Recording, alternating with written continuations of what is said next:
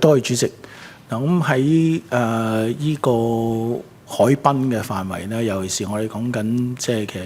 原有嘅貨運鐵路長嗰個自從我哋唔再推進依個鐵路貨運之外咧，其實都唔好話完全空置咁，但係都係幾浪費下個海濱嘅位置。咁亦都係紅磡本身嗰個新海濱咧，其實個活力都係唔足夠嘅。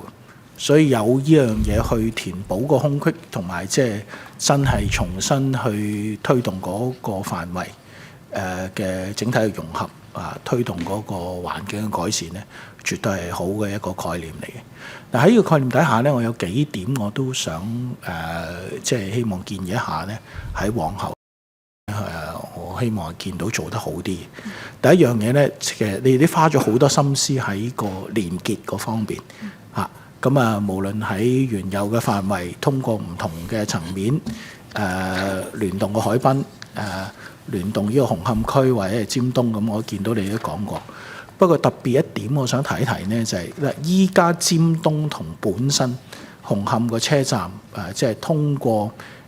原有尖東嘅建設，或者係靠住呢個理工大學嘅邊陲嗰個原有嘅連接呢，其實呢，喺一段好長嘅時間裏面呢，佢係有個好具體嘅功能喺度。咁如果能夠喺呢個概念裏面呢，再做好嗰個連接我自己係希望見到。第二點呢，就係我都見到呢，亦都好支持呢，就係今次嘅概念咧，覆蓋咗即係往後我哋本身紅磡隧道騰空咗出嚟個收費廣場嗰啲位。咁但係嗰度咧，仲有一啲嘅位置嘅，即係包括即係原本個紅隧個管理嗰個大樓，係咪真係一定要原裝咁留翻喺度咧？有冇個綜合整改嘅彈性咧？咁如果能夠睇埋呢樣嘢，就更加理想啦咁樣。咁第三樣咧就係都係往後推動執行嘅問題，因為本身就咁睇落去圖就好簡單啦，咁但係實際好多個層面嘅結合，亦都咧。我都想了解翻咧，即係究竟依家我哋牽涉嘅土地，即係唔好講係水面啦，即係真係實在陸地本身嗰個土地嘅劃撥個現狀究竟係點嘅咧？會唔會影響到將來嗰個推動